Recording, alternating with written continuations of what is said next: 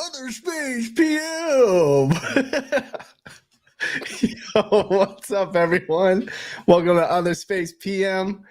We got an epic night tonight, and I'm super stoked. But yo, your pink fur is looking a little different today. I'm here, Baron Von Hustle in the house this evening. Jason That's the right. Ape had the night off, so just traveling right now. Got my laptop, I got the laptop that I bought specifically for heavy metal, so turned off heavy metal for a little bit and just out here streaming. So yeah. I'm excited, man. Episode 11, more and more people finding out we're doing a PM, which has been dope, but we got a pretty cool guest with us tonight, man, and excited to get into it.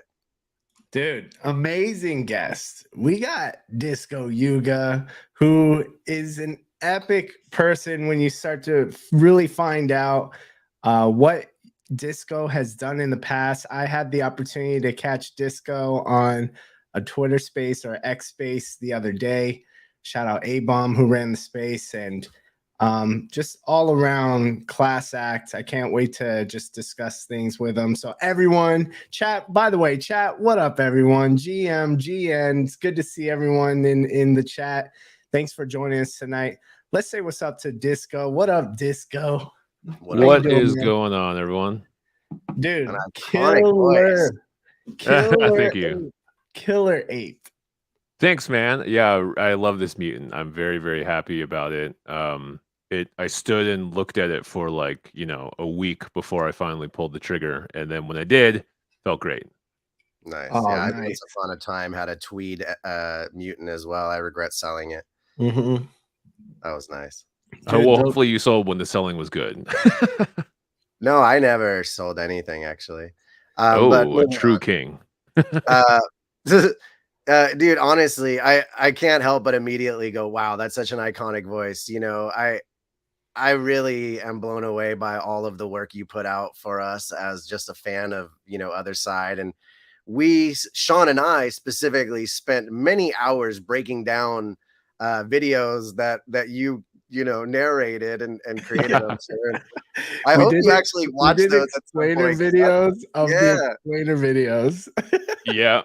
I mean, every time we made one of the explainers, we always were like, this is not enough. There's not nearly enough video in the world to actually get through. If you go to the Game Guides for any of these, they're a freaking essay. So yeah, we always wanted to do what we could, but we always knew too deep down, like, you know what? People need more, but we can only give them so much before we start overloading them. I mean, we turned your 5-minute videos into at least an hour more of content for you guys. So I hope it helped. Well, thanks for the proliferation of the content. We appreciate it. And we also all know that apes do not read. So yeah, exactly, dude. But yeah, dude, it's great to have you here. Can't wait to just kind of, in OTHErspace PM, we usually just break down what happened over the last week. We kind of look forward to the week that's ahead, and this is like one of my favorite times I get to spend with my best friend on the blockchain, Baron Von Hustle. Usually he's in the form of Jason the Ape, and really just get excited about what the week ahead is looking like. And there's certainly some things that have been going on over the last week, as well as, coming up. So excited to hear your take. Last week there was a big announcement about Yuga restructuring, and that kind of leads into your bio that's on your X account right now, which is former content designer and producer for Yuga Labs, which it's awesome to see the update with the addition of architect of the Otherdeed and author of the Otherside Litepaper, and responsible for video content from 2022 to 2023. Yeah, that's awesome. So,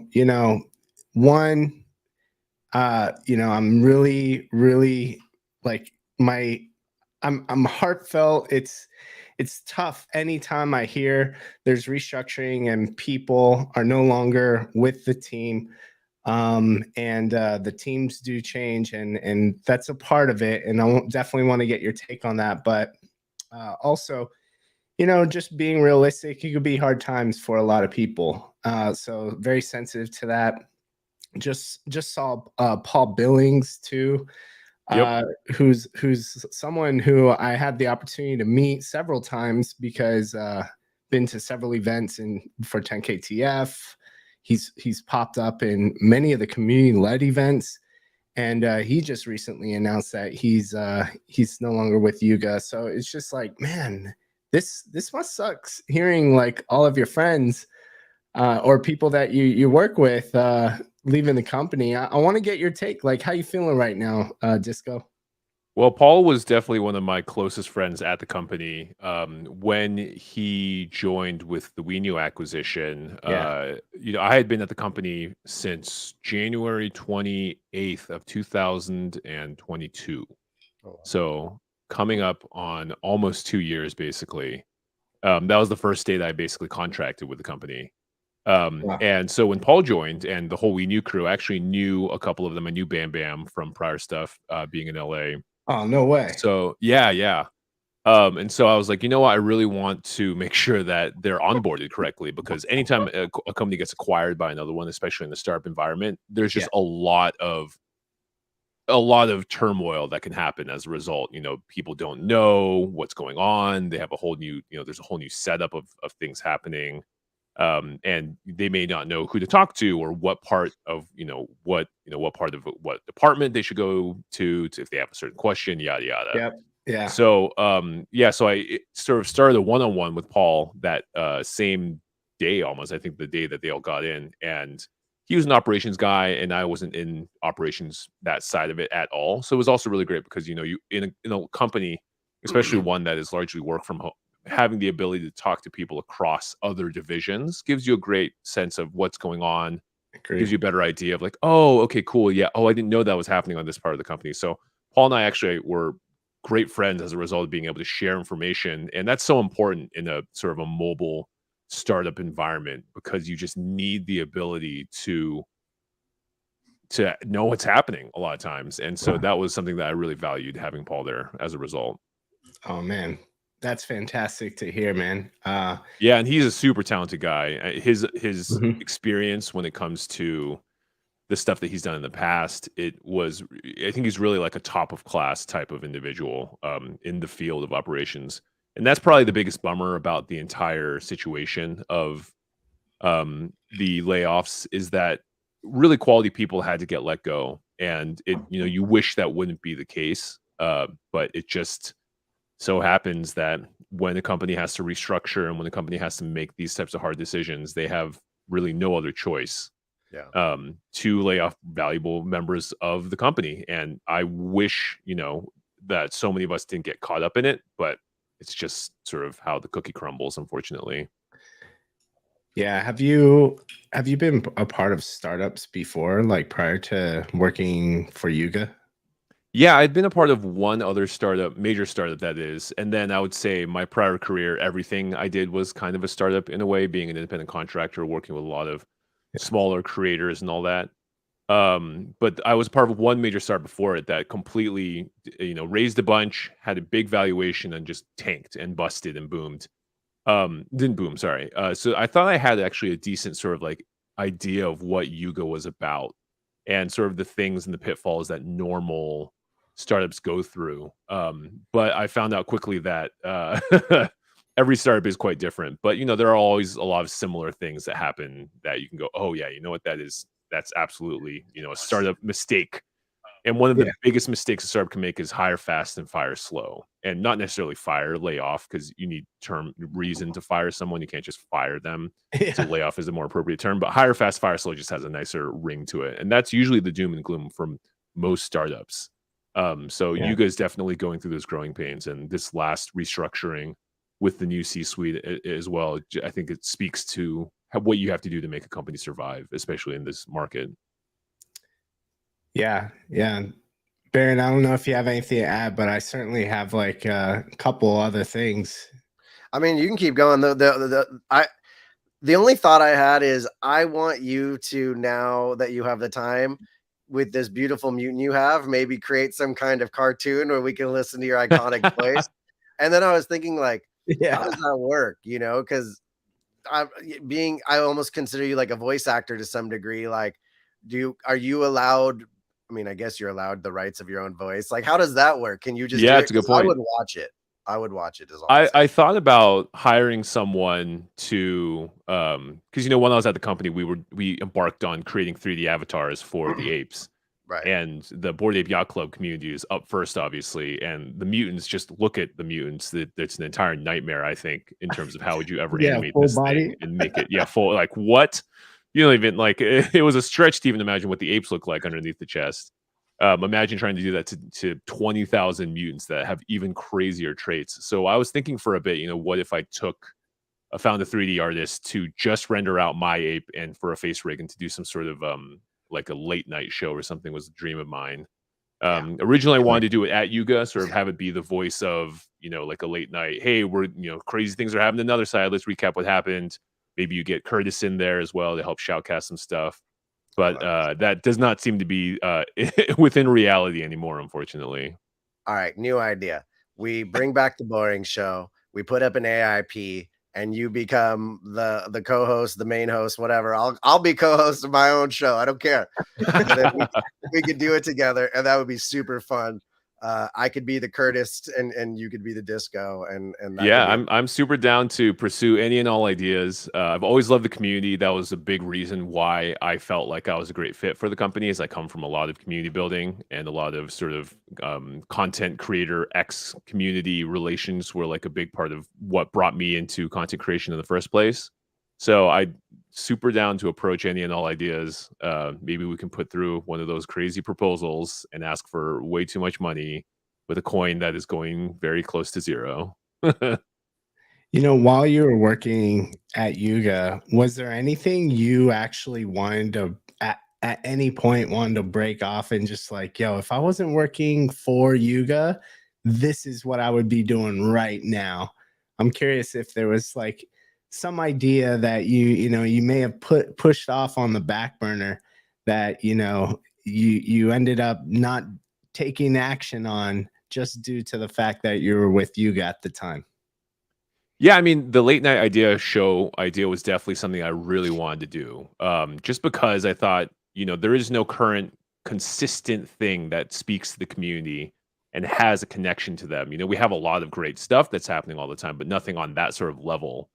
But obviously you have to go through layers and layers of approval to get that sort of stuff done. So that was something I always wanted to do, but didn't really find the opportunity to when I was at the company. So I think exactly what I just described would be what I'd love to do. And in a world where Otherside is up and functional, there's so much content that can be made. I want to bring back universes that I've been a part of in my other deeds. I would love to rebuild something that people have been asking me to bring back for a long time in my other content creator world, and instead do it on Otherside. And I have a bunch of other deeds. I've got a bunch of ways to get there, but I think my dreams were a little too far in advance of what the actual tech of the of the world was quite yet. With that. Even right now, like with the play test that just happened in Berlin, and we both Baron von Hustle and I were fortunate to be a part of the play test in LA. And cool, nice. It was awesome. It was great to just be able to not have to worry about logging in. We got to show up. Our apes were loaded up.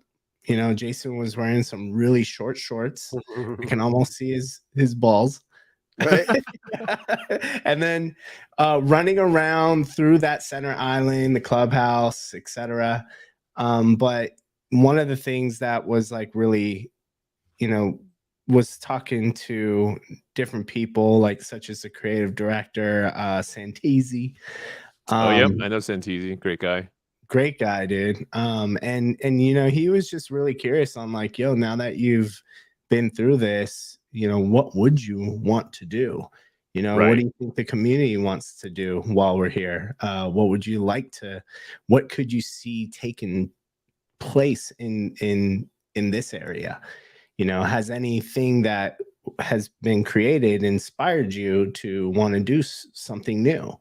And I think, you know, it really goes to show, like, and then you contrast that with Metropolis, and you see that, you know, a lot of things were just completely stripped down from whatever the Otherdeed architecture was, and just completely building a whole new world, you know, an experience that's focused on Meebits and that entire, you know, culture. It's a whole new vibe. And to me, that opens up a lot from, you know, we've been really focused on Legends of the Mara and the production of a sediment tier 3 versus a sediment tier 1, and, you know, getting in these elements of like the gamification of Legends of the Mara. But there's also that building aspect that, you know, that's what really got both of us hooked on the future of Otherside. In the fact that we would be able to build our own worlds. Yeah, and I'm pretty far from Otherside itself when it comes to the product and the programming and even those live events, you know. And I think I use the Wii now. I think they're using an external vendor to help build a lot of those spaces out. Yeah, I heard Bad Rhino. I think that's one of the names. So for me, when I look at it, I would love for it to get to the point where you just jump in and it's like Gary's mod, you know, and you can just build whatever you want. You can share what you want on an easy platform that others can jump into your world and all that stuff. But obviously there's so much tech and there's so much preparation that has to go into even making that a possibility. I would love to. I think one of the problems that the community and any community really runs into is just having expectations that are far too great compared to the realities of the situation. And I'm someone that was a super advocate for these things being, you know, the future of the metaverse and all that stuff. But even I'm still wary of putting too many of my hopes and dreams into a product that doesn't exist, because you have to wait for the company to basically give the keys to the public to use it. And so I think a lot of pain and a lot of the FUD you get in the community comes from the fact that there's just still fundamentally a lot of misalignment on what exists, what will exist on what timeline, and what is going to be accessible to people. And these more private play tests that are being had in Berlin and LA are awesome because they get to show you what an end product might look like. But that's also, you know, you have to think about it from an outsider perspective, which is something I always tried to do when I was at the company, which is like think about how people are seeing it from the outside, which is the regular person can't do that, can't build this world. It took tons of people, you know, like Rita and his whole team. They take a ton of time to build the stuff that they do, and it's not an overnight thing. And so for me, I'm like, oh man, if only this had the toolkit, you know, and you watch them like Fortnite took them a decade to get out of beta into existence. Yeah. So for a part of me is still like wary of the excitement that I have and the excitement that went into buying all my other Deeds and stuff too, because I'm like, oh man, but it's not here yet. So I gotta chill, gotta sit back and be a little patient and, you know, live my regular life and enjoy my backyard or whatever before I enjoy another Deed. First of all, I didn't know that people still had regular lives. I thought it was just this. No, Sean and I, you know, we've been doing OTHERspace for over a year now, and we've said we've done a show on a thing that doesn't exist yet, you know, and yeah, it's kind of interesting to hear you say that as we went from extreme hopiums to reality checks to kind of everywhere in between, up and around all the time. And I'm still in that zone of like, I want to believe that it can be all these things. But when I took away my experience from that test, my realization was, oh man, they're so far away from where I thought they were, you know, and it's okay. They're going to deliver something awesome. I'm still hopeful for it. But that was like a reality check for me where I was like, oh, okay, I got to like temper my expectations a little bit. Roll it back. I came in like, whoa, this is the best thing ever. Well, dude, we ended up having, so we did a Twitter space every single week since the first trip, which was like July 17th or something like that. Oh wow. Of last year, yeah. And when we started getting into it, we even did a Twitter space, and I remember it was titled like, you know, what was it? something around like having realistic expectations, Uh-huh. because that actually became a thing because of everyone's excitement and what the potential of the metaverse and open metaverse could be. And you have all these really grand ideas. You're reading Herman Narula's book, and he has Yeah, his he's vision getting all us laid all out, fucking fired up. and so everyone's just like, oh shit, this is at our fingertips, like this is all right Yeah. here. And so we had to really like figure out like, yo, how can we hone this back in and really think to ourselves, because we find ourselves getting caught up in the dreams. Totally. But what could we do right now? And then you even mentioned like Rita. It comes back down to like, what are we doing every single week if we're not getting updates from Otherside or whatever? And we've started to just focus within, like, what's the community doing? How are we sharpening our blades? You know what I mean? Right. Like, what skills are we adding to our tool belt right now? When it comes to us getting that ODK, like, who's going to be ready for it?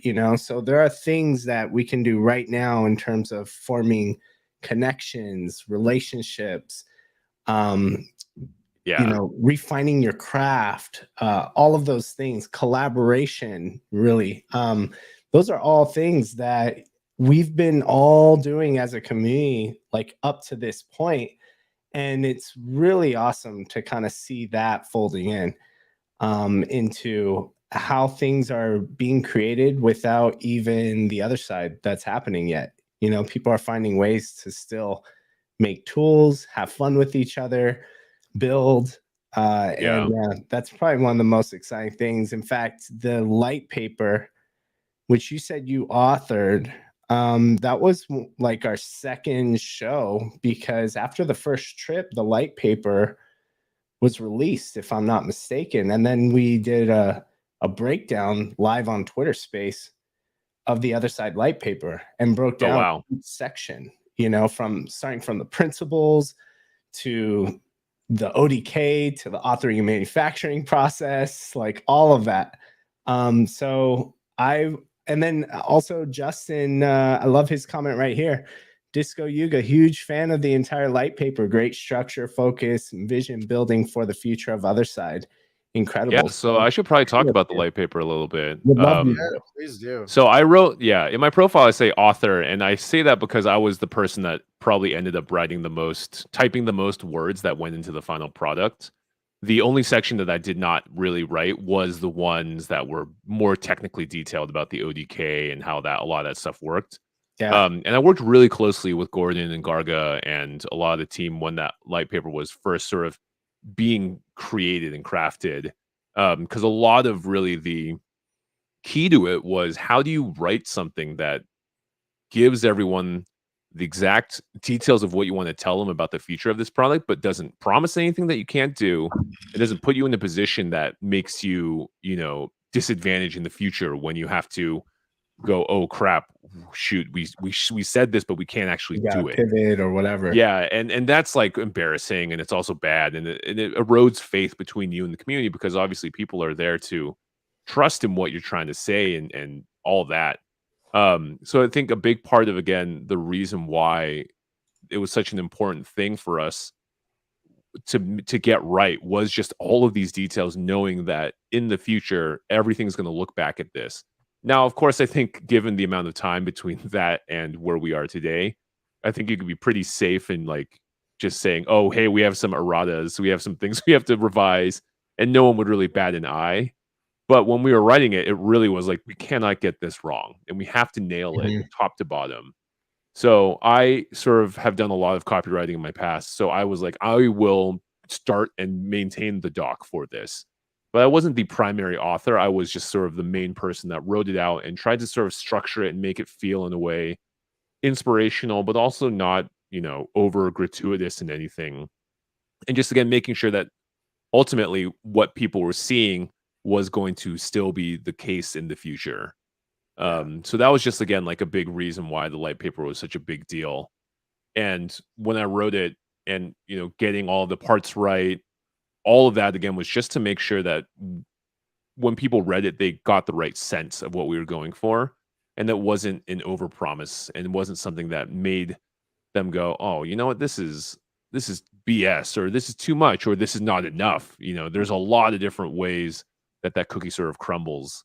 So I think for me, being able to being given the chance to write it was huge, and then just being able to also be a part of that thing as a whole was just a huge deal to me, because I was honored to be able to sit there and come up with so much of the text for this thing, and then have Gordon and Garga read it, go, yes, no, let's change this. This is a little too heavy. This is a little too, this evokes too much. To pull this back a little bit, and just really get it to that point, that really sweet spot. You know, was really a lot of fun for me personally.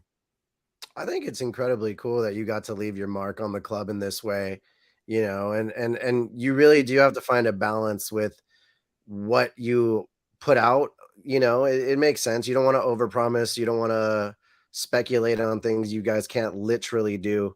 But just thinking about this, like, as a person who's been a fan of the club for so long, I think one of the reasons I got so excited to talk to you today was to ask you, you know, what was it like to work and have these sorts of experiences? Because for many of us, we dreamt of it, you know, and we still do, to a degree, hope to find a Web3 sort of job, you know what I mean? And that's why so many of us are still here, spending our time digging into this, is trying to figure out where is our value, you know? And Right. so when I look at this and I hear your story, I've never met you, but I think this is incredibly cool to at least say, like, I touched this experience, you know, and not a lot of Right. people can do it. We digested this a ton. We spent a lot of time reading this. It was very important to, and still is, to the game that we intend to play, right? So to just have you come on, share some thoughts about what it's been like to work for Yuga is very appreciated, man. And you know, in a time where we are we do realize that they did just drop some people, so like, very sorry for that experience, but very grateful that you're willing to, you know, hang out with the community and talk about what it was like to work with Yuga, because that is truly a valuable you know, bit of info to us. Yeah, I mean, again, the community was really why when Gordon first asked me to join the company, I was like, I was one, thank goodness. I'm really excited to, and it means a lot, right, to have someone that is the owner of the product, the creator of it, ask you, and for Garga and everyone else to be on board was like, this is awesome. And so again, just having that sort of as the first blessing was like really huge for me, just from a, you know, coming from a am I good enough standpoint, something Yeah. that I think everyone asks when they sort of first get into things. Yeah, Um, imposter syndrome is very real in this space. yeah, and again, like it's all about the community for me, and that's the reason why I'm here even right now, is because I really do think that there is something special with the apes, and there's really something special with this sort of movement of everything, and it's like so fantastic to have such a cool thing happen and for everyone to be a part of this amazing experience together. Um, to have like it's a really historical movement in my eyes. Like you've never seen anything like it in your whole life for Mhm. sure. And seeing it happen in live time and to be able to be a part of making it happen is just like, oh, chef's kiss. You know what I mean? So that's why I'm here. That's why I want to still help and still be a part of this world in some way. I don't know how exactly it's going to play out in the long run, but it's definitely something that I don't plan on just like dipping, if that makes sense. Now I am trying to Yeah. sell some stuff because I don't need to That's hold on great. to I saw five you're moving heavies. some heavies first. I got Yeah, man, five what do heavies you I got? want to What do you got? move. I've got a ton of. I've got this sweet McBest jacket. I don't know if anyone wants that. What size I've is I got it, didn't know all. by what the way? size is it. I think it's a medium. Yeah. And I also have all these. All this like original merch, like from that first big run, like 2 years ago too. Oh, you There you got a So hat? I do have a hat. I've got some hats. So if y'all All are right. interested in picking up some Oh, stuff, I'm more than happy to just hit me up in the DMs, Oh because your yeah. boy needs to make it through this period of unemployment. And I don't think I was allowed to sell it while I was at the company, but I'm here's certainly here's gonna take here's how my you make chances here's now. how you make it in the short term is you become the cameo of the Web3 for us, and you do these voiceovers and stuff, and people will pay for that. Certainly. Yeah, Oh, but that's like that all that aside, again, the community is why this is special. And every project that I've been a part of and why I thought I was really qualified for the role has been involved with community. And the That's community is the thing that supports the product at the end of the day. And that's very rare, in sort of the original world. Is that yeah. without you look at like Kickstarter, look at Patreon, right? All of these platforms are because the community believes in the product and they bring in all of this amazing just ingenuity and a connection and all this other stuff. So that to me is valuable, and that to me is what resonates most about the apes. Yeah, I kind of felt that when, first of all, what an awesome experience, and just knowing that you got the blessing from Gordon, to join the team, and kind of just came in through that way. Like, that's such a unique journey that doesn't really exist at this point, you know what I mean? In terms of new people coming on, etc. And so to really carve your own path there is admirable and pretty awesome. Um, you know, I'd be lying, just like Baron von Hustle, saying like, yo, we wanted to find ways to work with Yuga, etc. But at the end of the day, it was like, well, what could we do on our own? Mhm. What would we do even if without even asking Yuga? Right. And that's kind of how things kind of got started in terms of OTHERspace FM. We're like, you know what? If we wanted to rally around the other side, like, here's what we would do. This is what we would create. Let's try this. And that has actually been so empowering as well from the community side of things. And Mm. you can argue there's so much that you can do when you're not part of Yuga. There's a lot of flexibility in terms of what you might be able to attach yourself to and how creative you can get. And Yeah. then That's a there's great so point. many things with Yuga, of course. So I'm looking forward to you kind of, one, it's so great to hear how passionate you are, and it sounds like you're being very genuine about it being all about the community, because we truly believe that as well.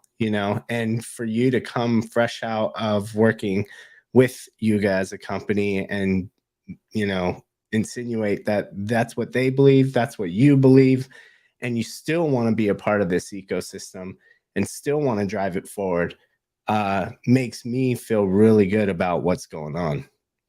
Yeah, I think if you look at like the history of the internet and what has happened and how like early YouTube days with in like Vine and stuff too, and just go like, wow, look at what happened. Mhm. Look at the amazing amount of progress that has been accomplished as a result of, just having the ability to pick up a camera and make something and everything that's sort of poured out from that. That to me is like mind-boggling Yeah. because it really showed that there is so much creativity and so much hard work that is going to be done by real people.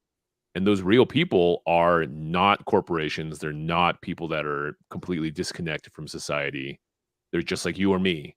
Um, Now there's also a whole second part of that where it's like, well, there's also a lot of people that have no idea what they're doing, and maybe they think that this is some sort of easy ride compared to what the real world is. Um, but I think like out of all those people, you still have incredible real contributors and people that have the capability to do incredible, awesome things. And so I'm always going to be on the side of the creator because I think there's infinite possibility. And watching other side get birthed and watching the community, the apes, was the first time I was ever like, wow, this is going to happen. This is actually this is actually the moment where a whole new generation of people can take not just like, because I imagine like if you were a YouTuber, wouldn't it be amazing instead of having to craft an identity from zero, you could start with an ape, like have a brand that people recognize worldwide. There's status attached to it. You don't need to start from absolute raw dogs zero.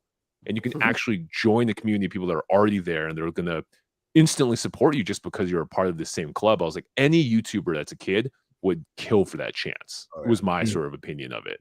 Yeah. So that to me was like super special. Like, this is it. This is the way. And that's why, again, at the end of the day, if Yuga doesn't exist, apes still do, and so do the rights that are attached to it. Yeah. So Yuga doesn't even need to exist for this to be a cool thing, for it to be the future or whatever. So that to me is also really cool to see. Is just like, the company is here and they're here to help facilitate this dream coming true, but at the same time, they don't have to exist for this to be a reality in the first place. Like the apes are already there and they're already a special movement. We just have to kind of get around all these internet teenagers ridiculing NFTs first. Yeah. Well, I mean, that's beautifully said, man. I was explaining to my mom, who's not so attached to tech culture, right? And explaining to her that the Bored Ape Yacht Club is its own thing. Like, I have my NFT, I could do as I please with it, build as I please, but the Bored Ape Yacht Club company still exists, and they're still trying to, create things for us to do separately. And that's where I think OTHERspace was born from, was that like permissionless reality of like, let's just build our own thing. And someone says out there, Raji, no ape today, Jason, right? Like, I've spent so much time as my pink ape and identify as that in so many ways. Like, I actually don't have pink hair right now on camera for the first time in so long. I'm connecting the dots that it's become part of my reality, right? Like, in front of me right now, I have a painting of my ape that's 3 by 3 feet wide. It's fucking enormous. And I think to myself, in 5 years, this character will have value outside of this group of people, like, that are aware of what NFTs are, right? Like, Right. I've given myself more or less 5 years to create valuable IP, regardless of whatever the club does, and I think a lot of people are in that same boat. As I look around, I see a lot of consistent, hardworking people creating and narrating stories, right? So to Sean's point, like, I'm curious now to see what you can do on your own as a creative with your voice that your community knows, like that's an idol, like that's a dope voice. It's recognizable. It's something that will go out. Oh, I know that, That's right? a sick ass trait, dude. That's a sick Yeah, ass like that's something that's an identifier that's unique, right? And so it's gonna be Totally. cool to see what you Oh, do. he's historic, dude. And I Yeah. think like that's the Iconic thing is the about, word I was looking for. yeah. I think that's the thing about Bored Ape Yacht Club, just in general. Like, the first year, it was a cool NFT project.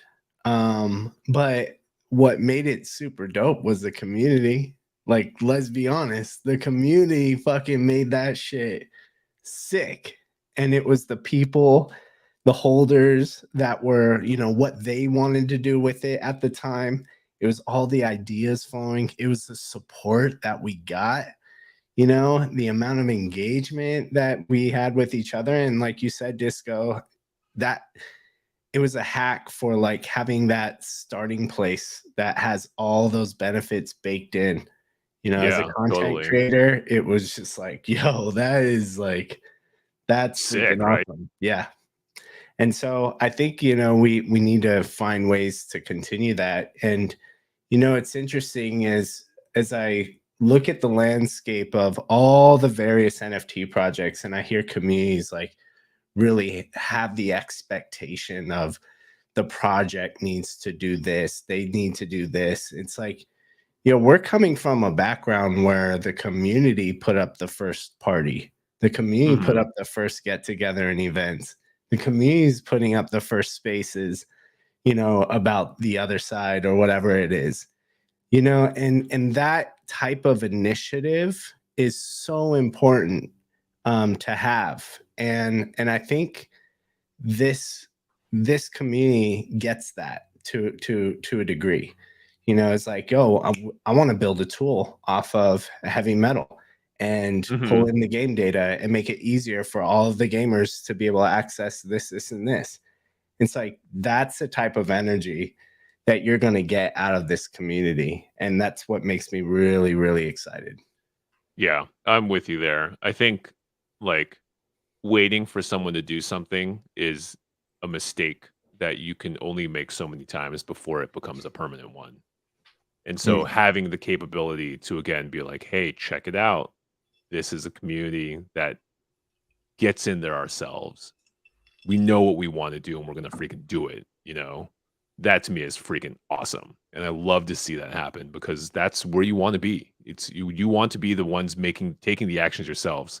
And there's so much like, but Yuga needs to do this, or we're waiting for this to happen. It's like, well, that didn't stop any entrepreneur in the past from ever doing anything. And you already have the ticket, you already have the ape, right? Like that is exactly what you need to start. So why not start from there? Yeah, and I think the same thing with Otherside. You know, it's like we get to bring that energy into the Otherside community, which is for everyone. And that is something where I see it's a natural progression and extension to impacting even more people moving forward. Because totally. yes, it might be the ape, and there's going to be specific benefits for the ape community. But it goes beyond that now. There's ape coin communities, there's Otherside communities, there's people who believe in the metaverse and open metaverse, and they may not necessarily have an ape, but the same values, the same principles, the same amount of initiative that one needs to take to create that still are still at play. And so, you know, I think it's important, but it's also important to have that synergy to where it's like, yo, the team's doing stuff too. And that kind of leads me into something that Eric Reed, who was, you know, I think he's 5-6 weeks into his job as Otherside GM, but he put out a recent tweet earlier today. And so I wanted to kind of give an update and also just maybe get you both of your takes on this as well as the chat. But Eric said, excited to bring the next Otherside test group event to Ape Fest Hong Kong. Working on a way to enable those attending the Ape Fest global community events to participate. Everyone else will be able to follow along on a live stream. And then he says, once we run this test at Ape Fest, we're going to bring the experience to a worldwide audience for everyone to jump in on the fun. More to come at Ape Fest. So, yeah, wanted to get your takes on that. What do you think? That's a major bummer, man. Why? Because when like last year when we all got excited and we're like, next year in the Otherside, I think we had our hopium way too high. You know what I mean? Because that's what I was hoping for. So now that I read that, I'm like, okay, that reality, that bubble got bursted. Now let's look at this. And I go, okay, it's cool that they're going to do something in Hong Kong. The events have all been uniquely beautiful. They all sound like they've been cool. The Me Bits one sounded rad. The experience we had was amazing. So I'm like, the Hong Kong one, I'm sure will be unique and cool, and we'll get to see it on a live stream. So we won't actually get to participate. So I'm like, that's okay. That's cool. We get to peek, I guess. And then hopefully if it goes well, we get to jump into it. But maybe I'm reading too much into it. But my first hope was, you know, when Gordon and Herman both like tweeted about that way back when, that might actually happen. But maybe that was just too excited at the time. Okay, so you're kind of taking it as like you're not going to be able to participate in this. I'm taking this as the people in Hong Kong will be able to participate, and we'll be able to watch the experience on a live stream. I think that is what the case is here. Everyone will be able to follow along on the live stream. At least that is what seems to be the case. Yeah, that's how I was reading it. Initially, I didn't even make the connection that, like, first I always thought we would be able to attend Ape Fest in that clubhouse. The IRL club, the fabled IRL clubhouse. Yeah. And just, I was like, all right, cool. You know, we're signing up for this digital experience, you know? So I was like bummed, and I had FOMO that I wasn't able to make, and that I'm not able to make it to Hong Kong this year. But I was stoked in the sense that I'd be able to attend the virtual version, you know, and in that Otherside test demo, we saw the Hong Kong skyline. You know, we saw the skyline of we saw the Hong Kong skyline also in the Sounds from the Rift. YouTube video, you know, Right. with Heavy Metal Arena. And so, and then Heavy Metal season 6 ends, you know, the day before Ape Fest begins. So it's like all these things lining up. And I'm thinking to myself, like, all right, cool. We got something, you know, on the other side. But I actually didn't make the connection when Eric said this. I just thought of it as like, oh, next playtest event, they're going to have one in Asia this time in Hong Kong during Ape Fest. And I'm like, great. So now you get all these people who have yet to participate in a playtest to be able to experience the playtest in Hong Kong during Ape Fest. And I'm like, oh, that's going to be sick. But I didn't think that would be in replacement for us attending some sort of experience in Otherside. But that's kind of what I'm starting to understand now is like, oh, damn, you're right. Like this might mean it's not me being able to log in as my ape and run around, you know, in the virtual Hong Kong. It's me watching a live stream of whatever they're Something's leading. happening. Yeah.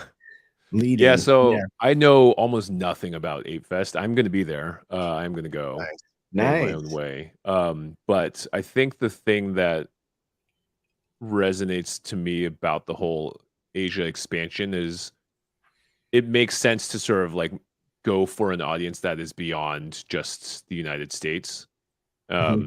And I have a feeling that there's probably going to be some sort of amazing announcement. Like if I was Yuga and I was part of planning this, I would be like, all right, we got to drop some fun, crazy news for people that make everyone, holders around the world, stoked. So I wouldn't hold my breath, but I would sort of assume that there's going to be something along those lines. Because I do agree, it is kind of a bummer to just watch from afar as all the fun things are happening over there and they're jumping around and someone yelled, check your wallets. And I don't like that, you know what I mean? But I don't think that's going to be the case. See, my goal was to go on the other side and make everyone in IRL Ape Fest in Hong Kong FOMO that they need to be logging onto a computer because we're exactly.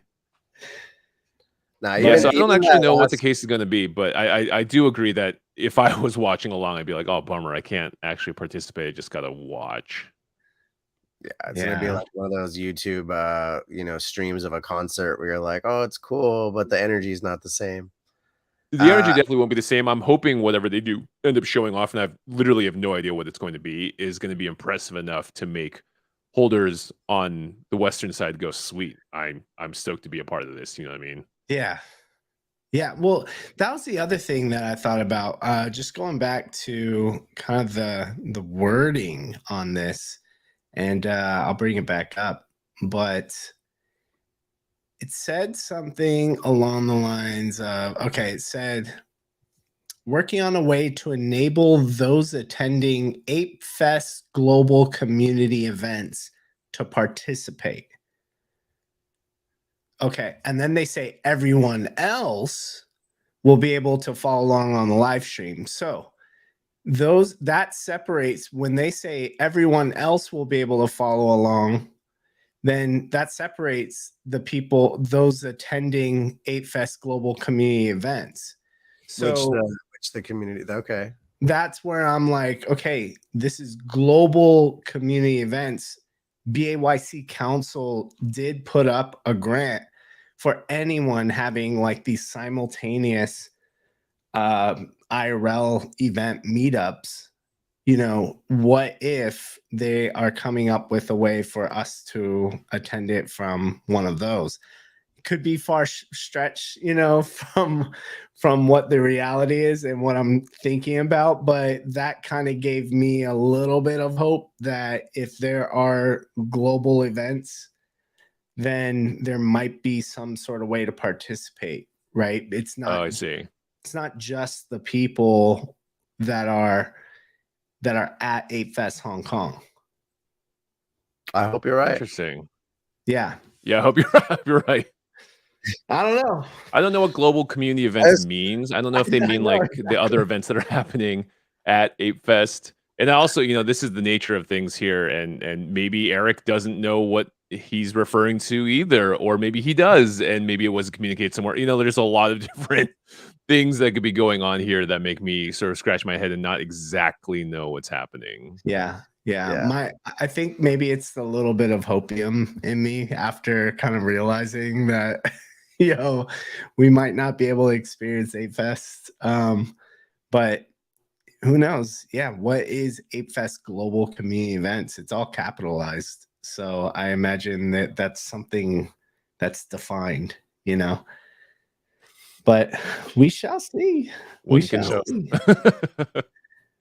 Well, man, But I mean, anyhow, we've been hanging out for about an hour, and we don't want to take up too much of your night, but we've had a lot of fun hanging out, Disco, and I know Sean may have some more questions, so I want to ask Sean if he has any more thoughts before we start to wrap up, because yeah, let's begin to wrap up. I'll also throw it out to the chat if you guys have any questions for Disco, anything like that. Feel free to throw them in. I appreciate everyone showing up tonight. And Disco, I want to shout out my my boy Spend is in the chat. One of the greatest people I've had the pleasure of working with. Someone that just absolutely gets it, top to bottom, and is just a total fucking badass, man. Love that guy. Spend's the man, dude. When it comes to like really connecting with the community and like hearing the voice and making sure that that voice is also heard by the people that need to hear it for feedback or whatever, Spend is like on the front lines of Yuga, being one of, I think, the heroes. And so I'm stoked to see him here. And day one, absolutely. And they know, right? They know what it is about. And I think that's so important to make sure that that's still a part of the essence of what Yuga's doing. And PP Man's still there as well. You've got Low Belly, you've got a lot of real key players, Electro, PM, Mr. ETH, all those people are truly, I would lay off everyone except for those people if I had to make a choice. So I'm happy that I'm gone and they're not, if that makes sense. I'll tell you what, if they were gone, if PM Spend, oh, PM's here too. If those people are gone, like, that's all bad news. It's all bad news. But I'm glad Spend got his board merch. I know I saw early tweet today. Oh, those shorts, they're looking good. He was waiting on it. Finally got it. It's some king shit right there, dude. Yo, speaking of merch, by the way, the shorts are pretty sick. Here, I got it up. Let me let's see them. Damn, son. With his full set. Oh shit! I can feel the chain is hanging off his neck too in this. You gotta love it, man. It's dope to see boring merch. They're coming up with some cool stuff made by apes. Love the cheetah print. It's Cheetah Gang all day. Got his doggo that was part of the artwork that he. I think he minted that. The artwork that this was a part of. But yeah, this is really cool. Yo, did you see Chief Keef? That kind of video of Chief Keef pulling up in the whip, and he had a hoodie on with what looked to be it was like a different design though, right? It looked like it was slightly different. It was a little off. It's not like the official logo, but I do like the concept.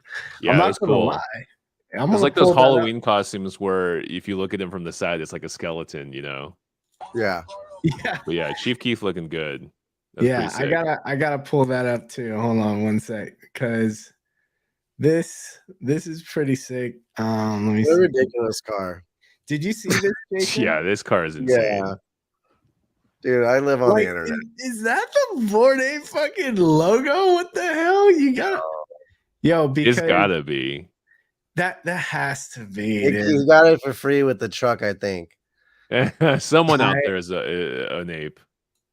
For the concept of it, you got the Bape hoodies that zip up from the front, and it has that same kind of fighter jet mouth. You know what I mean? Yeah.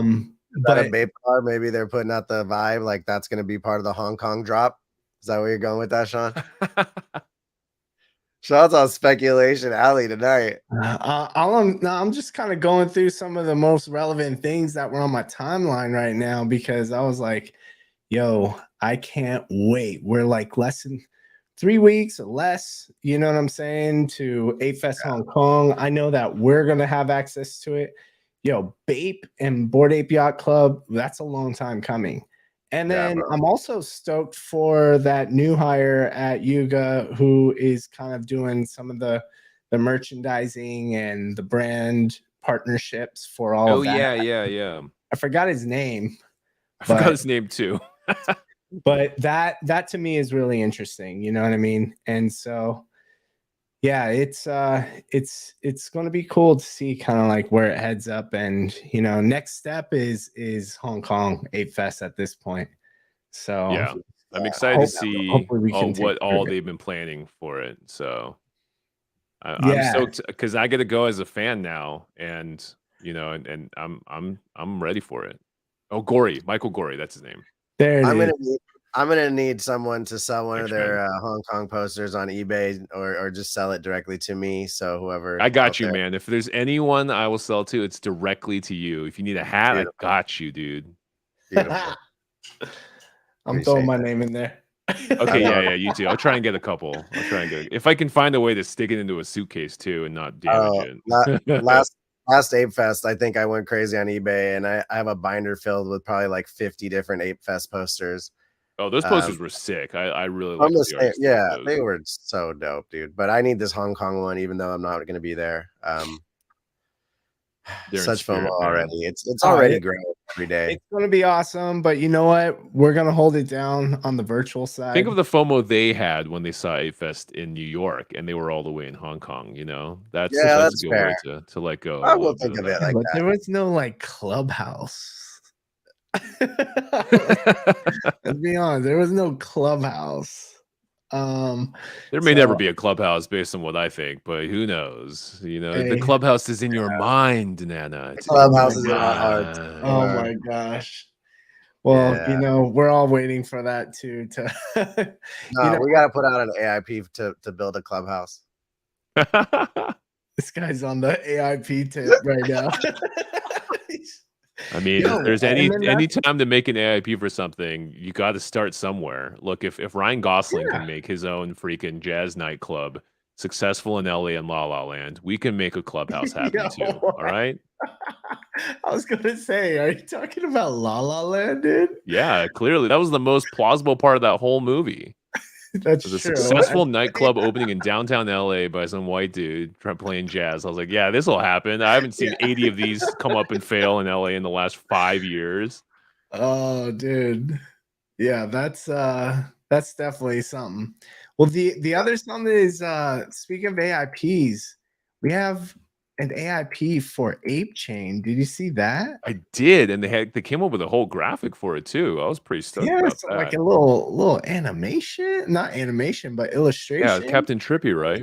Yeah, Captain Trippy, Jerry, and Wabam are in that. So you know they've been cooking on the back end as council members, apparently for this AIP. It's in the idea phase. I'll pull it up right now. But it is considered, so it's in the idea phase. It's put up by the co-founder of Polygon Labs. And Sandy. Yeah. And just kind of goes through in more detail. You guys can check it out. It's on the forum, aka Discourse. But yeah, cool animation, you know, showing Jerry, Captain Trippy, and Wabam. Kind of building out the tracks. This is all Ethereum laid out right now. And in another illustration, they show off, maybe it's at the bottom, maybe it's new tracks. It's at the top, I think. It's on Captain Trippy's Twitter. Yeah, it's definitely on Captain Trippy and Jerry's Twitter. But besides a cool animation, because we're like, oh, look at this, let's vote yes. Yeah, they draw a picture. We can't read. We like pictures. I like that one. Yeah, I love it. But you know, this is something I've actually, I've been talking to Miker, who has the AIP up. It goes back to this tweet right here from Yuga Labs during the Otherside Mint. We're sorry for turning off the lights on Ethereum for a while. It seems abundantly clear that ApeCoin will need to migrate to its own chain in order to properly scale. We'd like to encourage the DAO to start thinking in this direction. That's April 30th, 2022.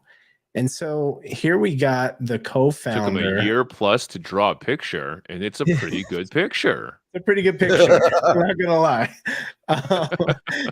And we got the co-founder of Polygon, Sandeep, who's the main author for this. So we already got, I think, Machi saying like, he's already kind of against it, I believe, just based off of the discourse that I've seen, saying it was too expensive. And then I've also seen some other feedback on that, like, hey, you know what, Polygon has even offered grants to have people come onto their chain. Why is it costing this much for Ape Chain to be created and move over? So, interesting to start to see the different sides of the coin, so to speak, no pun intended. Well, definitely put it through its paces, right? I think those are all legitimate things, especially if this is coming from Polygon and Polygon has had grants for other things. It's like, give us some support here. But it is good to see that Sandeep is a part of it, because obviously you need to have the tech back. That's the most important part if you're going to migrate to a new chain, right? You have to have this tech part of it solidified to a T. So it is cool to see this sort of stuff happening, but we'll have to put it through its paces and see if it's actually legit. I agree. I think this is the time to go in, leave comments, hopefully get a lot of good discussion going around it. I'm glad the ball is fucking rolling, though. You know what I mean? Like, we got the ball rolling. We're talking about Ape Chain. If I'm all for the ApeCoin DAO doing some more like significant things to help drive this ecosystem forward. And we even had Spencer Tucker make a comment about this, which I'll bring up. It's always hard to find them on my Twitter. Everyday Zucchini. I know. It feels like I have to. These names are burned into my memory now. Here he says, let's see. Here's this 2 hours ago. Let me pull this up. Oh, this is a freshie.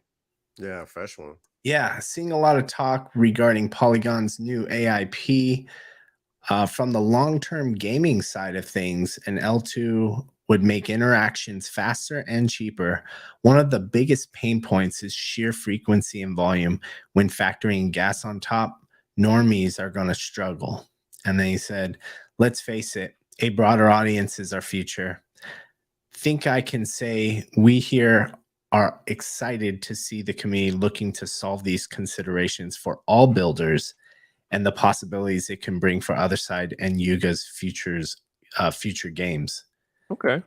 Yeah. So, just know like the discussion's already happening. It's nice to kind of see like Spencer Tucker come out and just throw his 2 cents in there. But those are a couple of things that are happening this week that, is probably something we may want to start paying attention to, see how this evolves, maybe get more informed on what this all is. I took a good moment to read the AIP, thinking to myself that, it might be a little too technical for me and over my head, but I'm actually pretty pleased on the way it was written. It seemed like it was pretty in line with what we need. But hearing some of the concerns, like hearing it's too rushed and all this, helps me put that kind of skeptical hat on as well. And it kind of leads me to start thinking a little more critically. So I'm really appreciating the discourse that's happening amongst the community around it. But I'm excited, period. Yeah. That we got something going on. Yeah, this is what the community's got to do, is take matters into their own hands. I'm excited to see this and everything else that happens in the future. But hopefully there's enough fire under everyone's asses now, because I got my ass fired, if you know what I mean. I actually got laid off. Gotta be careful about that terminology. But hopefully that we're reaching a point where people are like, all right, time to make something happen. And I would love to see that progress go, because it means it's something I could be a part of. And Yeah. that's super exciting, is I don't have to leave the ecosystem quite yet. But if again anyone wants to buy some heavies, got your back. They've got tons of energy. You could go I compete think for some Ape they coin. have at least You know? 13 million energy. 13 million. Yeah, you could jump in there, beat some riff bosses. We were making an explainer video right before I was gone. I don't know if that's coming out anymore, so I got to just tell you in person now. You know what? We might need. You had even. So we're not getting a season 6 explainer. What was that? I said, "Oh man, we're not getting a season 6 explainer." For You the might get a boss? season 6 tweet thread. I don't know. You gotta check in with Spenden, those folks. I know for a fact that I am not going to be narrating any videos from here on out. The script has been written. I'll say that much. They So captured hopefully, your voice with AI, dude. They already got the fucking disco AI bot. Oh man, if that happened, I might flip my switch. But at the same time, I don't know. Maybe that's just the way of the future. It totally is. Well, you can find someone on Fiverr to imitate me pretty well, I'm sure. I'm excited for you, man. I'm excited for you to see what you can do now that you're fucking, I like to call it weightless. It's like you get rid of the constructs, and it's like, what could you do when you're a little more lighter on your feet and you get to like honor your curiosity and just, whatever you're curious about, you get to freaking take action and see if this is something you like or not. If it is, you double down. If it isn't, you kind of move over, because it's easy to move. So I'm looking forward to what that time, how you're going to spend that time, and what you decide to kind of explore next. And Disco, dude, anything you want to do within the realm of OTHERspace FM, we really look to help drive this ecosystem forward. So many amazing creators within the space, and hopefully we can just continue to help support each other. But I'd love to come back. We didn't even talk about anything in this title. The actual OTHErspace. So we can get into it. We can talk about Otherdeed. We can talk about LoTM, heavy metal, lots of stuff still to cover. And I think now that I'm free, there's a lot that I'd love to help the community with if I can. You're weightless for a little bit. Let's go, man. There we go. Yeah, we actually got speaking of Meebits, I want to make sure everyone knows that Danny Green, the brand lead of Meebits, he's going to be joining us on Thursday for our Twitter space. So that's going to be awesome. We'll talk about Metropolis. We'll talk about Otherside. And just have one of the goats there. Well, we're also inviting people who went to the playtest event to come up, share their experience. So we'll be having people that went there. I know Kodama is signed up to come. Frosty's the creator of Otherside Wiki. He's going to roll through. I think Nash might even, but Nash is hosting his space on Friday. So, I don't blame him if he holds some of his takes for his own space, but fully support someone like Nash, but yeah. And then anyone else that's tapped in that, that went to the Berlin Otherside playtest event, you're more than welcome to join us. We want to hear your take, your impressions, and maybe what your outlook is for the other side. So yeah, that's happening on Thursday. And I want to throw something in real quick about the Legends of the Mara hunting update, just because I do want to say this on the video. For anyone who's been looking for the leaderboard chart, all you got to do is go to the camp, go to your deed, top right corner next to your ETH address. There's like a new button there. They didn't explain that was there, and that's actually how Disco and I connected this morning. Was I put out like a semi-frustrated, like, man, I wish Yuga would make a video saying that this was a button, and he was like, no, they're not going to, because I did that. So, I think maybe we have to do it later on, do a little quick short on YouTube or something, because people need to see that that's a button. It doesn't even look like a button. Oh, just for the knowing it's a button. I feel Yeah. like I think it's more Wow, I so, clicked it for the first time in my life right now. I mean, Right. just based off of like people in our Discord, I think we know how to check the leaderboard. It's more on the fact that it gets really confusing, especially when they told us, you know, when it comes to the passive damage versus like the damage that we would have if we're actively playing the game. And Right. then the timers, the master chest, like when do we get the master chest? When do we not? Can we open it?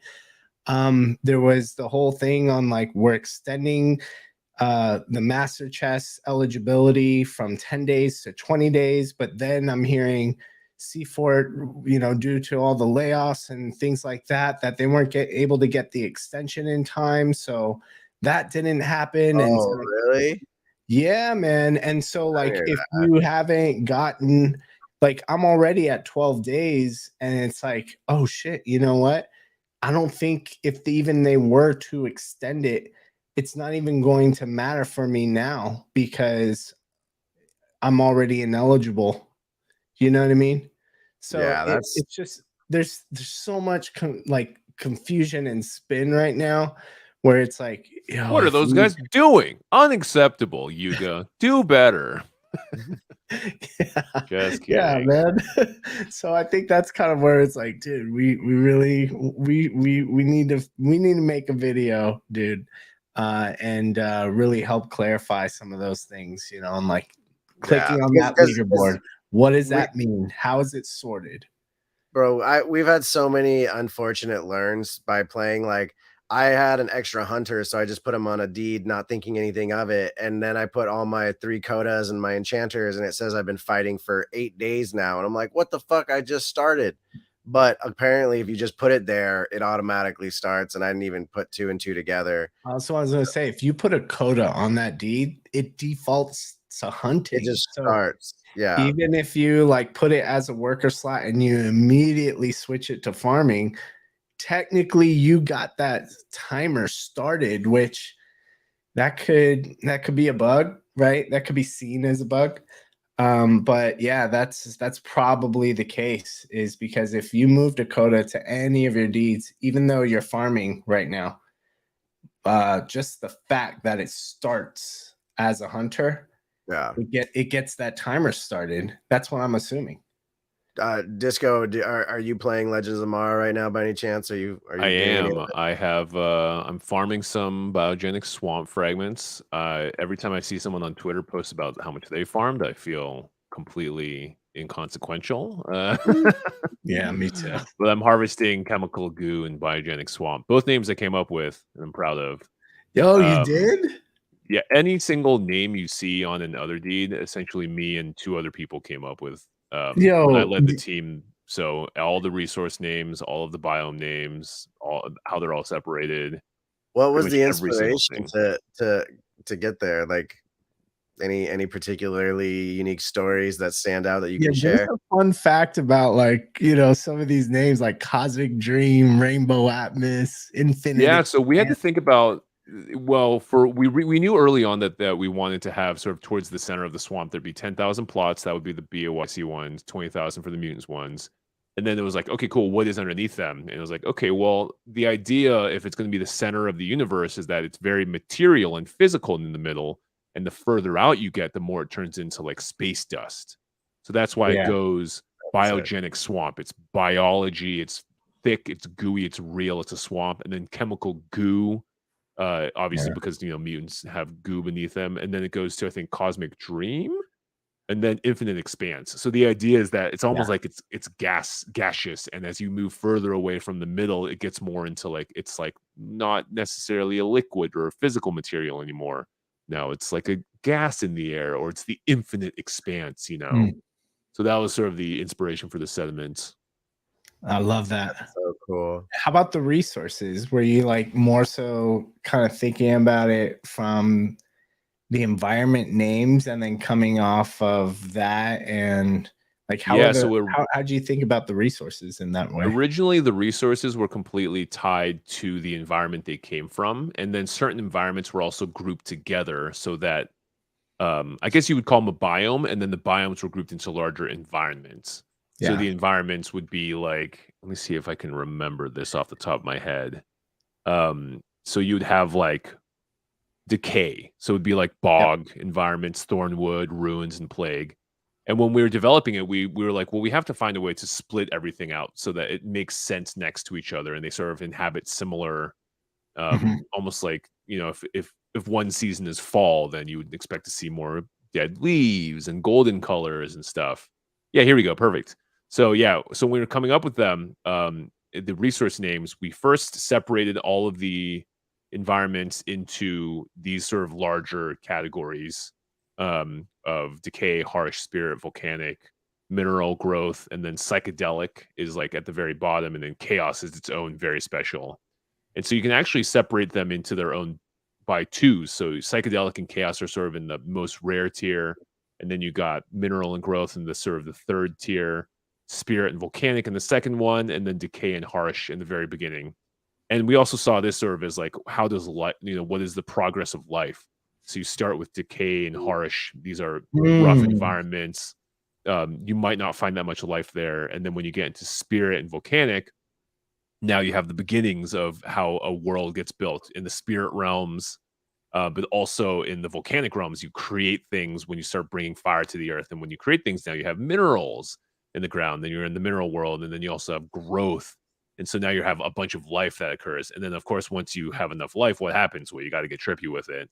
Yeah. And so you get into the psychedelic realms. And so a lot of what actually happened in the original conception is we had too many, let's say, growth looking biomes. So it was like, hey, artists, let's actually, we need to come up with one that fits more into the decay world. So can we mess around with some ideas there? Or it was like, hey, we love Crimson. We absolutely have to put it somewhere.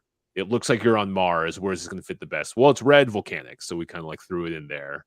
And so when we came up with the resource names, the resources were either tied to the specific land that they're from, or the resources were sort of based off of the category that they were overall. Yeah. So there's two exclusive resources, and you can see the art is themed around them, and major credit to the artist for doing all this. And then originally we had it so that the resources were tied to the environment. So that, let's say, there would be exclusive resources to each of the land types, but there would also be exclusive resources to, let's say, both psychedelic and chaos, but you couldn't find elsewhere. But then we found that when we generated the lands, there were way too many lands that were like identical. So then we had a larger set of resources that could just be across any of the lands. But if you look carefully, even those resources are kind of tied. Yeah, those resources, if you look at the shard and the roots, those are also kind of tied to the categories broadly. If you kind of look at them artistically and like, oh yeah, that kind of is, yeah, that looks more like a decay-ish or a harsh-ish resource, even though you could find it on any of the lands. That's cool. Yeah. Yeah. And so anema or root and shard, it seems that, you know, you have root and shard, which has kind of, those are the broad ones, can be everywhere. And then or and anema. Yeah, so anima is how it's pronounced. Anima, thank you. Yeah, but you could say anema. That's kind of dope too. Or we thought had to be, you know, we were like, how do you construct 4 building blocks for an Otherdeed, for the resources of this world in the future? Because again, we were building for a system that we didn't know existed yet. So we really went back to our MMO roots and looked at a lot of like, what is the building blocks that you'd find in Final Fantasy 14 or something to build stuff? And so shard and root is kind of like wood. Ore is like, you know, ore basically, and shard is kind of like rocks, and then anima is more of like an ethereal essence. And so ore coming from the soil, we were like, this has to be from the specific resources, and same with anima, like that's the essence of the land. And then root and shard being, you know, wood and stone kind of respectively, you can find those anywhere. So that's why they're more broadly spread out and why everyone has a lot of them. Yeah. Yeah, that's so cool, man. Did you name any of the artifacts too? Named every single one of the artifacts no as well. Fucking way. Any single name you see here, it would basically me and like 2 other people. So you're like, yo, let's just call this card from a deck. Yeah, I mean, so if you're thinking about it, we were like, we cannot create something that is gonna put us into a pigeonhole later on down the line. Yeah. So we were like, all right, this is just a card from a deck. We don't know what kind of deck it is. We have no idea, right? So we are just like, just make it a card from a deck so that it could be as broad as possible. So that should we decide later on, oh, you know, this is a specific kind of solitaire deck, we can name it later, but we're not naming it now and putting ourselves into a hole. Yeah. Like Fairy in a Jar was like a total throwback to Zelda, but it's also just a very commonplace name, you know. Yeah, I like that one. What about like Daniel? So those are not anything that we name, because those are actually names of artists that worked on the set, and they kind of all got their own animal to draw. That's what I heard. That's awesome. Yeah. This is my favorite name. Jar of Coda Farts. Yeah. So that's probably like a mutual dream of everyone that worked on the project between Gordon and everyone else. Because Coda Farts were just sort of a thing that came up in the beginning. I love the art that was made for it. None of the art, by the way, was us. We gave them the names, and then the artists, their incredible team there, came up with the art for everything and made it all look like it came from the same world and all that. You know, I think I'm one of the few people out there in the world that has a dog named Coda. I bought it, you know, inspired by this the day that the Codas dropped and everything. But amazing. I also bought my dog a Coda Fart NFT. So I think that's amazing. Yeah. Incredible. I hope it does something super sweet. I mean, she farts all the time, so they're pretty it's pretty correct. Love that. And Disco, you'll have to join our Discord now, because we have, you know, we have Hoppa, who's my Coda, but we plugged Hoppa into like ChatGPT and did a little bit of training. You know, tried to plug in like the Litepaper, and amazing, and a few things, and you know, people go and just kind of speculate, even though it's not accurate, because no one really knows what any of these artifacts do and what they mean. But I think it is hilarious to see what people have done to speculate with Hoppa, with some of these artifacts, and get like, it kind of sparks imagination. Yeah. And I think that's the coolest thing about speculating and things like that, is it can really spark your imagination in terms of like what it could be. And if it kind of opens up a new way of thinking, then it could actually lead you to think differently about things. Yeah, totally. But yeah, I encourage you and anyone else to join the Discord. Here's Hoppa's hut right here. So we got Hoppa's hut. You know, you got Let me see your Coda. This is also all of the trait names for every single one of the Codas we named. That's dang, that's the awesome. Name of every single bit. That was, our brains were burning by the end of it, because we had to come up with like, what, it was like 2,000-3,000 names, and oh my god, it's one of the most intense PFP collections that's out there right now. You know, the Coda collection itself is like, it's immense. Yeah, that's put it. That's one way to put it. But I love how I'm only drawn to one type of Coda. Like, I've acquired 3 of basically the same type of Codas, and there's just this visual aesthetic that are created there. But what's your Coda number, Disco? Let me hold on. It's on my camp right now, so let me load it up. It is Coda number. Wait, can it show me what it is? Oh yes, it is Coda 422. Oh, damn, nice. I like that. Coda 422. Yeah, it's got a little Gucci pendant on.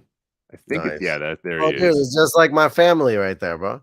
Yeah, I love the green. The eyes are really cool too. The eyes are specifically from the Mega Codas have those eyes. The Chaos Mega Codas. Oh wow! Popular Drive. Yeah, we were cracked out when we had to keep naming everything and make it. Some of them make no sense. Was there Some of them any? accidentally end up being offensive. Oh man, that was a whole trip when we found that out. I was Oh like, "Whoops, that's man, my mistake. That has nothing to do with white supremacy because the person that named it is a Filipino. Sorry, everyone." I was gonna say But you got the RR camp. Let's oh kind of man, coming I at don't want you. to talk about all the articles I read, bro. It's just like these idiots have Oh, no idea what they're fishing for right now. They're completely wrong about the origins of this. And if they knew the person that named it, they would be looking a real fool. but That you're like, person I'm was not going to just say like, it. yeah, we named it like again, like 2,000 of these in like 2 weeks. Our brains were bleeding by the end of it. Was there anyone who you had to? Did you have to pass it by like Gordon and Garga to? Yeah, Like, but everyone was just like, all right, imagine being like, hey, are you ready to review the list? And then you gave someone a Google Sheets that has 2,000 rows in it and are like, yeah, can you please They're like, review yeah, this? It's like, how are you supposed to review that on yeah. top They're of like, all running a right, looks freaking good to company? me. Yeah, it's like the Gordon tweet where it's like, I don't know, you try running a company, Yeah, whatever, you know? So, and we had the sensitivity reader and they missed it too. And that's like something that we make sure we apply to everything because the last thing we want to do is misrepresent ourselves or make a dumb mistake. yeah. And the coded collection was, I'm amazed that we only made like 1 or 2 mini mistakes across the entire thing. So amazing. Dude. Well, hey, I love those fun facts. I'm glad we got to cover some of those, dude. there's tons more where that came from. This consumed my life for a month.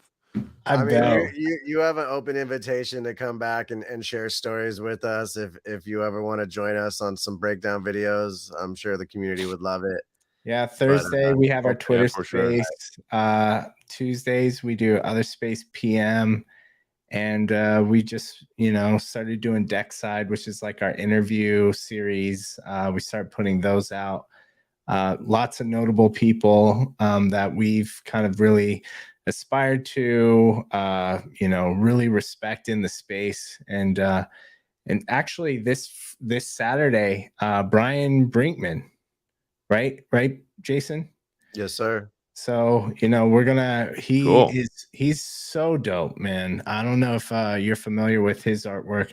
I actually wasn't as familiar until we got to really interview him, but like his work on Super Rare and everything that he's doing to push the space, man.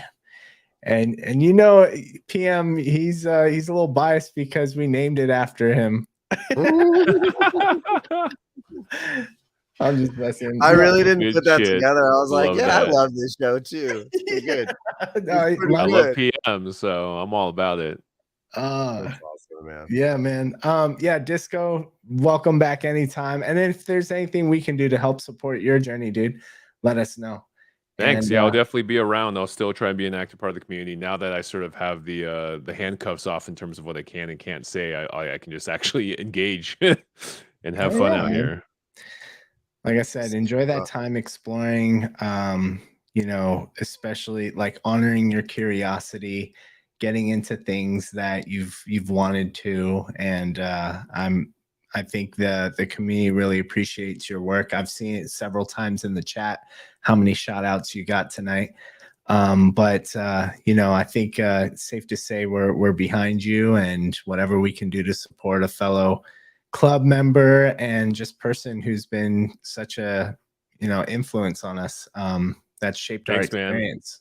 Yeah, and I just want to give one last shout out to all of my friends and stuff still working hard and grinding over at Yuga right now. They are some of the best in class, and especially in that community team. Love every single one of them. Their hearts are absolutely for, making this the best club that can be. So I'm really excited to see what they come up with in the future. And they got all my support. I may not be there, but I'm here in spirit. Hell yeah. Hell yeah. We're right there with you. Yeah, guys. And if you're just hanging out, hit the like button, subscribe, all that good stuff. Retweet if you're watching this on Twitter. We have been uploading Deck Side to Twitter as long form content too, so look out for that as it pops up. Cool. Hey, enjoy your time out in LA, Baron. It's good to see your face, and maybe we'll see Jason the Ape pretty soon. Probably next show. I'm gonna get a dim sum with Crypto Painter in the morning, and then head back to San Diego, bro. So it's gonna be a quick turnaround. Nice. Enjoy. Oh, by the way, dude, I had a killer weekend. It was my daughter's second birthday. We went to this place called Wolf Lodge, and it was awesome. She got to rock little wolf ears. It was themed like a forest. There was like it was cool. But the reason I'm bringing this up, man, is there was a guy at like this water park area, and I'm like, no shit, he's wearing a Bored Ape on his back. And I looked, and it was like silhouettes of Dr. Bombay's Bored Ape, and sure enough, on the very front it said Dr. Bombay, and I was like, damn, dude, that's crazy. It just made me feel like, you know what, we're gonna be all right. We gonna be all right. Yes, sir. Nice. All right, y'all. Thank you for tuning in. Disco, pleasure to have you and get to know you a little better. Thanks for all the little gems and fun facts, dude, and insight that you have. It's so awesome, man. And to hear your iconic voice on OTHERspace PM gives me chills.